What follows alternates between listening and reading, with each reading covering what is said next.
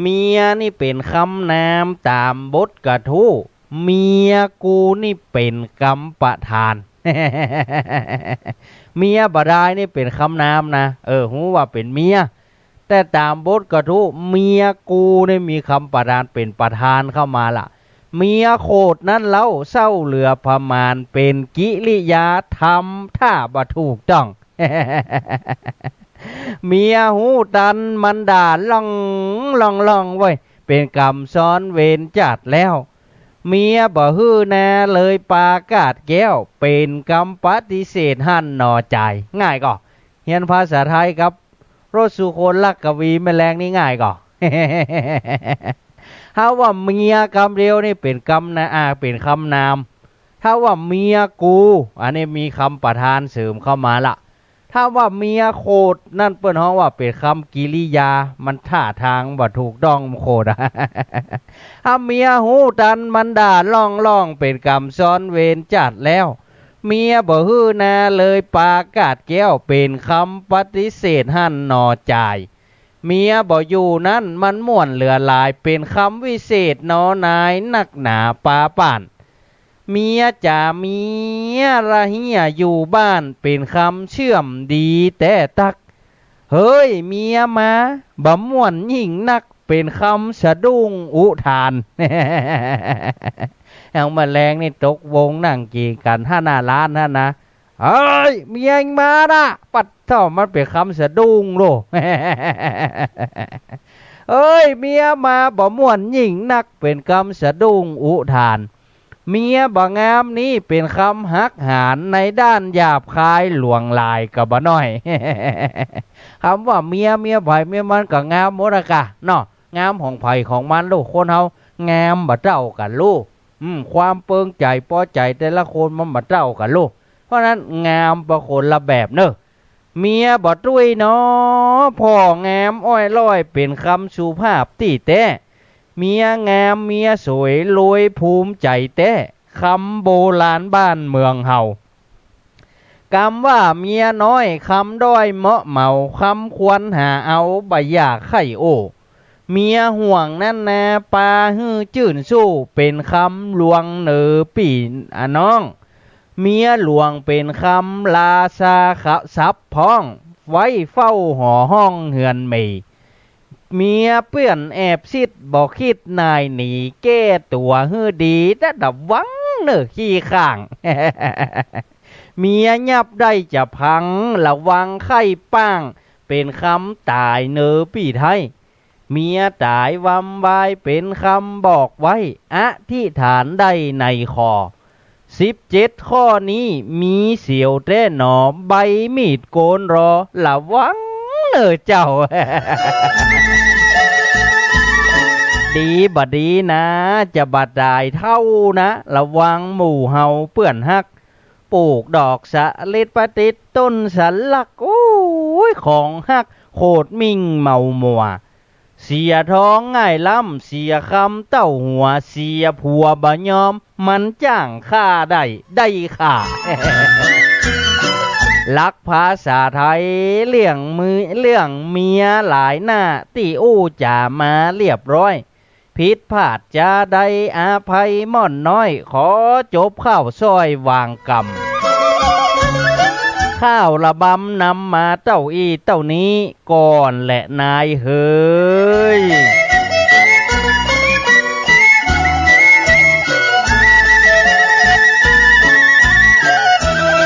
ยินดีจัดนักลักภาษาไทยที่เฮาควรหูละเนาะเมียเนี่ยไปจะได้อู้เรื่องเมียกรรมเดียวอะ ถ้าเมียโคตรพ้องว่าเป็นคำกิริยา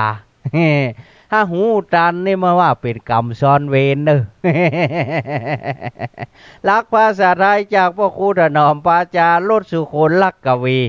รองประธานชมรมกวีล้านนานักข่าวภาคเหนือสันปะตองจังใหม่ยินดีกับพ่อครูจัดหนักเนอะ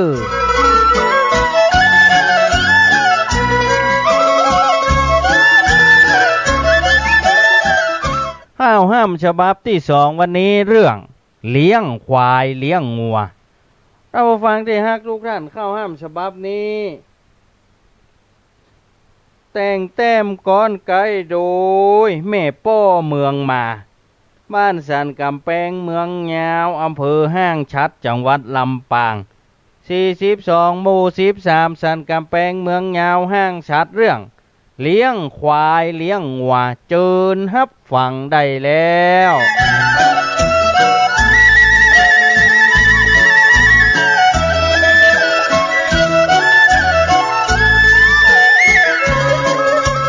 ก่อนกำเคิงล่ำเปิงแต่เก้าก้อยฟังเตอเจ้าเปื่อนป้องตั้งหลายตั้งหญิงและชายเปื่อนคบเปื่อนเล่นปออดใจฟัง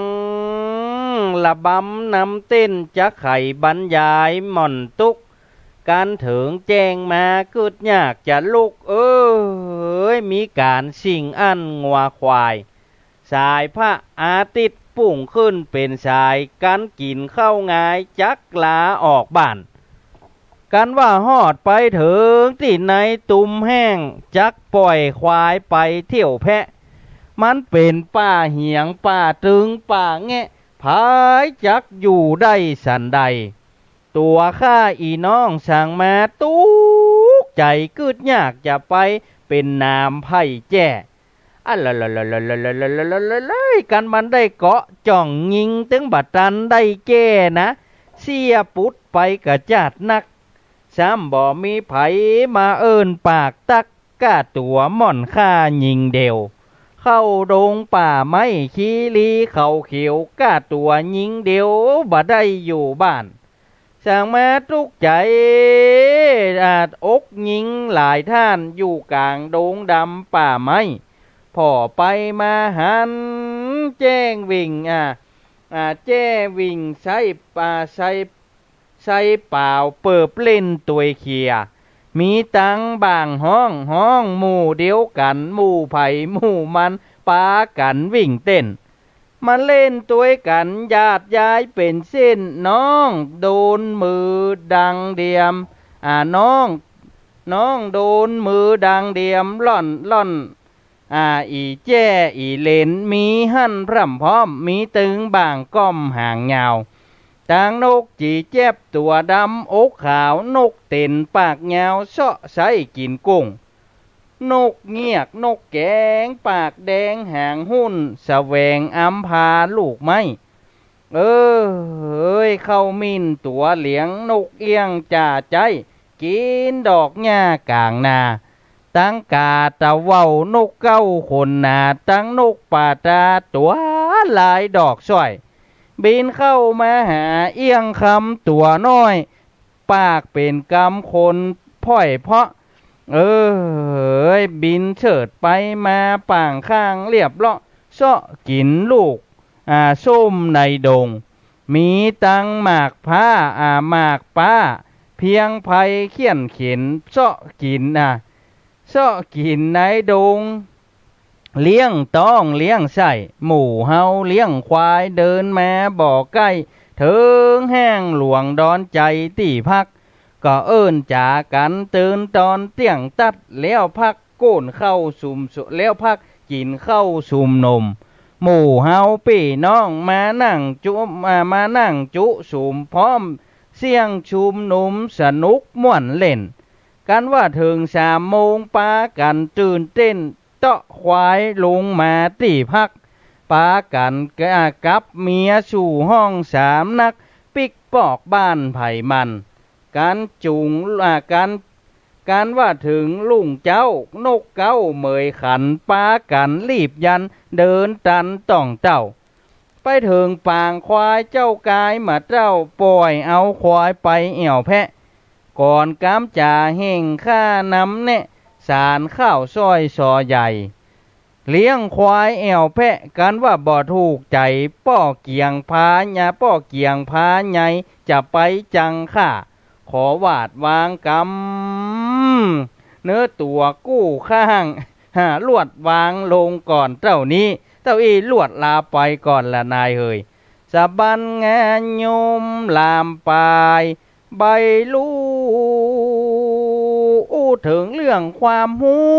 อีแม่จบป.4 บ่ได้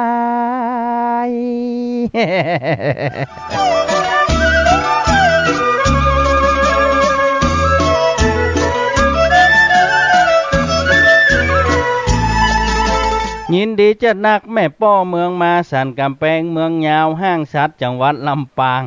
อ้อนเขียนถึงวิถีชีวิตดอกก่อนไปเลี้ยงงัวเลี้ยงควายเอาเข้าป่าเข้าแพะเข้าป่า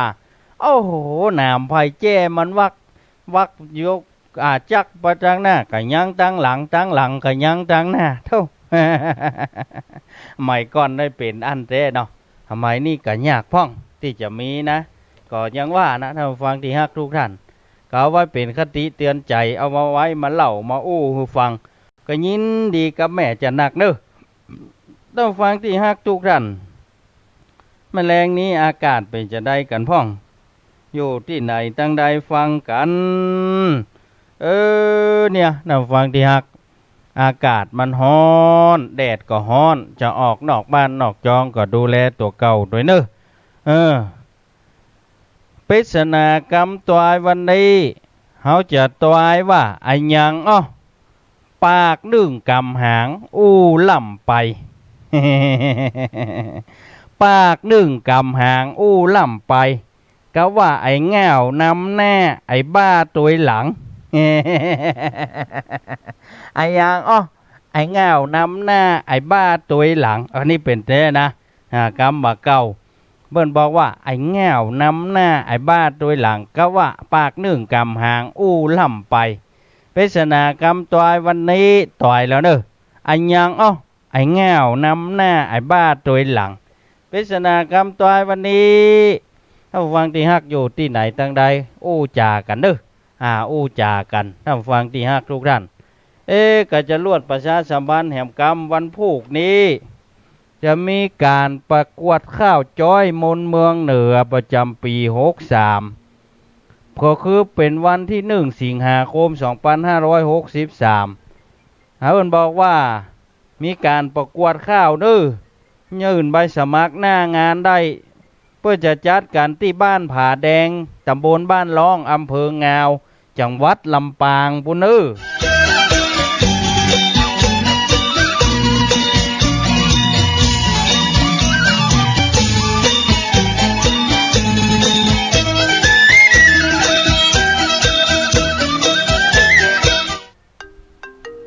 สายแรกวันนี้เจริญปอนแม่โสมนะ ตอบปัญหาเจ้า ตอบปัญหาว่าจะฮือ ใครนะเจ้า อีกา ไอ้เงานำหน้าไอ้บ้าด้วยหลังนะไถนากะ ไอ้เงาน้ำหนานะเมื่อก่อนเงาอย่างควายอะ ยินดีเน้อ เจ้า ยินดีบุญรักษาแม่สมมา ไม่ นะ ใช่เจ้า บุญรักษาบุญรักษา เจ้า บุญรักษาบุญรักษานี่เพิ่นมีคนฮู้แท้นะไม่ใช่อู้ไปเลยนะ ไอ้เงานำหน้าไอ้บ้าตัวหลัง สายที่2เจริญปอน ไปสาเจ้า แม่สีนวล เจ้า บ่ได้รับสกามะหลังสายแต่ว่าเมากับข้าวกับจ้อยโอ้ย โอ้น่ารำคาญวันนี้จะห้ามได้หรอก วันนี้กะยังเกาข้าวไปแล้วจะไปแข่งวันพุกแล้วนะ จะไปแข่งมันโง่เลยอีก จะไปแข่งวันพุกแล้ววันพุกนี่ถ้าจะไล่สดลูกปุ้นมาจัดรายการพวกอยู่งาวพวกน่ะลำปางพวกน่ะ นี่มันจะชัดหรอ ชัดกะน่าจะชัดอยู่กะ เอาดอกปลูกละ ปลูกแล้วแม่ปลูกในกระถางละ ใส่กระถางกะ ใส่กระถางใหญ่ไว้ได้ถ้าแม่จะได้เดี๋ยวก็โทรอู้หลังไม้ก็ได้เนอะแม่เนอะ เจ้า ยินดีบุญรักษาบุญรักษาแม่สีนวลป่าบงแม่แตงสายต่อไปเจริญปอน ไปสาเจ้าธรรมโค แม่บุญศรี ขอนอกวันนี้กะหันตา ฮ้อนกาฮ้อนขัน แม่ นาด มันแม่กับมันก็สบายอ่ะพี่พอเนี่ย นะเขากับปูบ่แจ้เรื่องฮ้อนนี่นะเป็นยำโหมันขึ้นเนื้อขึ้น มัน ตั น่าว จะอาจารย์มันเปลี่ยนแล้วเนาะ มันเป็นเป้าสีแดงขึ้นตำเนื้อตำตัวเขาในขันนาด คันจ้ะ มะม่วนคันกะ โอ้ท่านนั้นเอาคลามายกระทาแม่ทานั้นมาไหน นะมันเป็นที่แป้เหือตัวเก่านะบัดเดี๋ยวนี้นะ เออ แม่ใจคลามายนะถ้ามันขึ้นเป็นพื้นนี่นะ น่ะ คันนี่นะนาใจอันนั้นจะอยู่ได้กับคลามายนะ ยินดีแม่จะน่า เนี่ยนะคะเจ้า ยินดีแม่บุญศรีป้าจานขวาเด้งป้าจานขวาเด้ง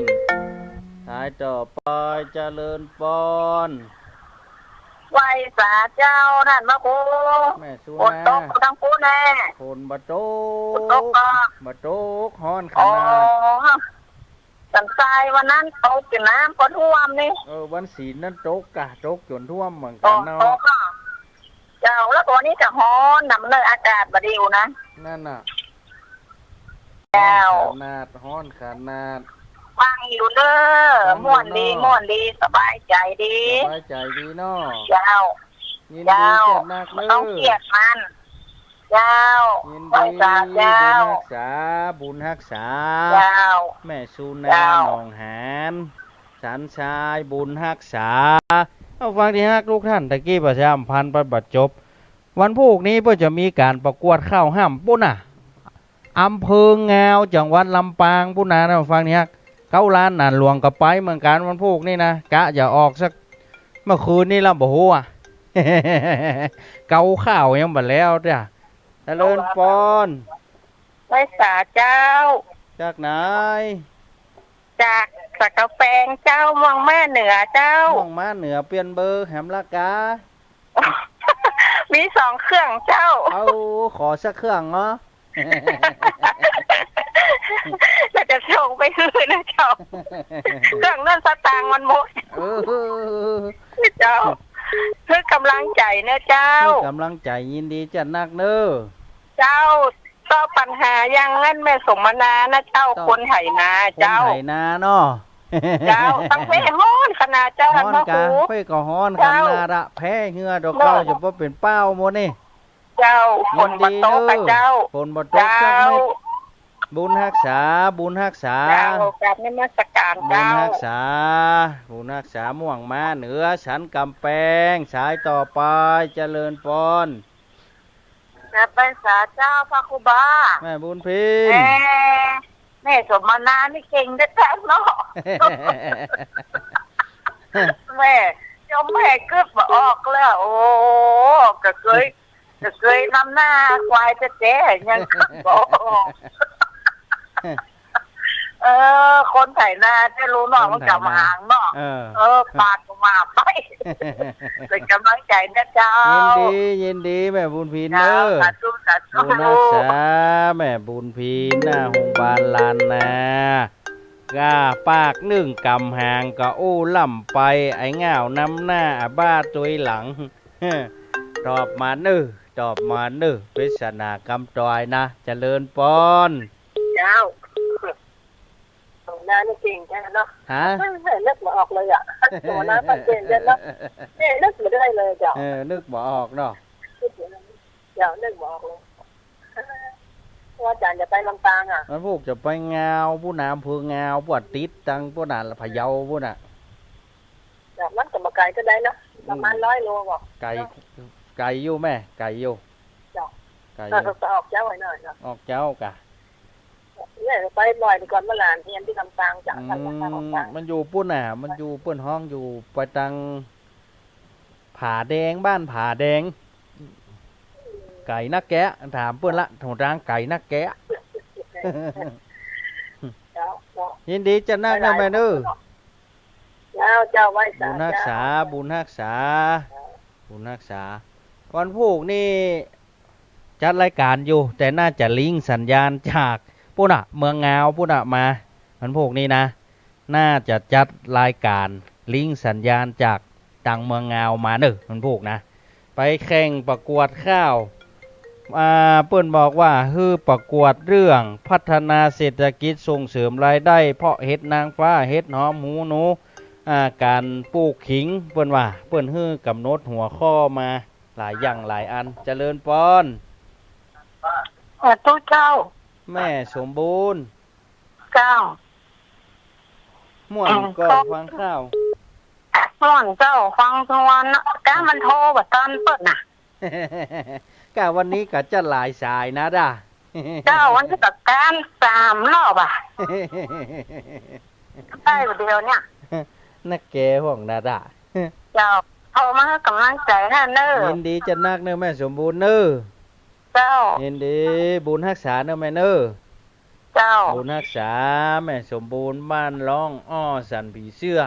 แล้วก็เคยมาแอวหาหมดละนี่เคยมาแอวมาโอ้กันละเคยฮู้เคยหันหลายคนหลายท่านมาแอวหากันก็ยินดีจัดนักก็อู้บะแล้วหัวข้อเปิ่นฮือประกวดนะเรื่องการส่งเสริมการท่องเที่ยวทำพระผาแดงทำน้ำทิพย์ออกหูสุดปีทำนางผายาทำอิฐหัวข้อเปิ่นเฮากำลังมาหูเมื่องานพระป่านี่บ่ได้เนี่ยกำลังมีเวลาได้3 วันในการเตรียมข้าวจะไปแข่งพะลุก เลินปอน ไหว้สาเจ้า แม่นวล เจ้า ฟัง ไป ชัดเจ แข่ น งรถถูกนี่ขอให้ชนะมาเนอ ช ไว้ นะ พร มาเนาะ เนอเจ้า อาชนะมานี่ก็ดีชนะมานี่ตึงเหมาะกะเดี๋ยววันไหว้สาปัญญาผมไม่จะเลี้ยงไอติมสักกันมา แม่จะไปกินนะ เออ แม่ไปกินไอติมนะ อากะ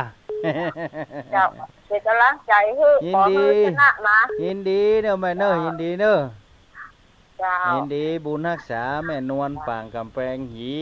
นเด็ดสะกอยดอยสะเก็ดบุญรักษาเนอะแม่เนอะ เจ้า บุญรักษาบุญรักษาเนี่ยเฮาฟังดิฮักเฮาต้องยอมรับว่าเวลาเตรียมตัวเฮามีน้อย เพราะว่าปื้นเอามาลงในกลุ่มเมื่อวันที่26วันพระป่าวันเปิดศูนย์การเรียนรู้เฮากำลังหันแล้วกำลังมาแต่งกันกำลังมาเกาข้าวเนี่ยโอ้จะสู้เพิ่นได้มาได้หมูนะแต่ก็ตึงสู้ฮือได้อะ เลินปอน ไม่ละเจ้า ไปนง เอารางวัลมาก็ได้เนอะ จะไปเอามาเป็นไว้เสียจังใหม่ได้นะ ออกไว้พอได้ได้ชนะมาเลย น้อยยินดีกับแม่จะนักเด้อจังใหม่เฮาก็ไปจัดหลายนะแม่ไปจัดหลายอ่ะ ได้ครับ ไปจัดหลายอ่ะ ถ้าแม่แข่งดีจะไปตัวนะ น่ะไว้ฟังรายการเอาเด้อวันพุธเที่ยงถึงบ่ายโมงเนาะเที่ยงถึงบ่ายโมงวันพุธยินดีกับแม่จะนักเด้อแม่เด้อ เจ้าไว้ บุญ สั รัก เจ้า ษาบุญรักษาบุญรักษา ขอเดินทางไปสวัสดิภาพนะเจ้า ยินดีจะนักเด้อแม่น้องเด้อ ไป ยินดียินดีบุญรักษาบุญรักษาก็บัดเจ้ก็มีก็เฮาถ้าฟังที่ฮักนักข่าวเชียงใหม่นี่ก็จัดนักอะไปแข่งเต้าที่ฮู้นะที่ไปลงทะเบียนแข่งกันนะก็จัดหลายอะเพราะว่ารางวัลชนะเลิศพร้อมถ้วยรางวัลนี่เฮาบ่อู้ถึงเงินรางวัลอะแต่เฮาเอาใช้ว่าสืบสารรักษาไว้มันบ่ใช่มีง่ายๆนะการที่จะเปิดการแข่งข้าวเนี่ยมันน้อยลงไปเฮาต้องมีการสนับสนุนช่วยกันเจริญปอน รักษาเจ้าท่านพระครู แม่จันสม ฟังอยู่เนอะ ฟัง ชัด อยู่ เจ เน น อะ นี่นะ ชัดเจนเนาะ เอาไปอันอย่างก็จะไปที่ไหนก็ถูก จะไปอำเภอแงวจังหวัดลำปางนะ อ๋อจะไปอันนั้นกะแข่งกะ จะไปแข่งข้าวกำซ้ำอะ ลงแข่งข้าวเขาได้ชนะกลับมานะเจ้า สาธุ สาธุสาธุ ชนะอยู่แล้วพระครูเขาเก่งขนาดเลย โอ้ไปว่านะคนเก่งมีนักนะ พระครูเขาตึงเก่งขนาดละถึงวันนี้ม่วนขนาดเลยนี่ ม่วนขนาดเนาะ ม่วนขนาดปลายบัดเก้าเลยละ ยินดีแม่จะสมจะนักเน้อ ไว้ ยิน แต่ ดี เจ้า บุญรักษาแม่จันสมหมู่บ้านทรัพย์ทวีทรัพย์ศพแม่ข่าอำเภอหางดงเขาเนี่ยโอ้วันนั้นมาแอวหากันละเอาน้ำพึ่งมาฮือหามาโอ้ยินดีกับแม่จะนักเนี่ยถ้าฟังที่ฮักทุกท่านอู้ถึงเรื่องประกวดข้าวนี่นะเขาต้องช่วยกันอันว่าไก่เพียงใดกับถ้ามันมีประกวดก็จำเป็นได้ไปอะสนับสนุนกันอย่างน้อยไปฮือกำลังใจคนจัดมันมีคนแข่งนี่คนจัดก็มีกำลังใจหรอกการว่าจัดแข่งข้าวคนจัดก็หวังให้คนแข่งไปนักๆโอ้มีกระหมูเดียวกัน2-3 คนมันก็บ่ม่วนอ่ะไอ้นี่ถ้าไปแข่งกันนักๆหลายๆ 20 คนขึ้นไป30 คนขึ้นไปนี่ม่วนกะเต้าที่หูวันพุกนี่มีเป็น30ปุ้นนะเต้าที่หูนะที่ได้อู้กับที่ผู้จัดงานนี่ว่ามีเป็น30ปุ้นละเฮานี่บันล่างกล้าไปสุดท้ายไปสู้ไปล่าปลาขวายแล้วเปิ้นลงทะเบียนกับลงทะเบียนล่าลงทะเบียนควายเพราะฉะนั้นวันพุกนี้จะได้ออกเดินทางละไปเจ้าน้อยนะ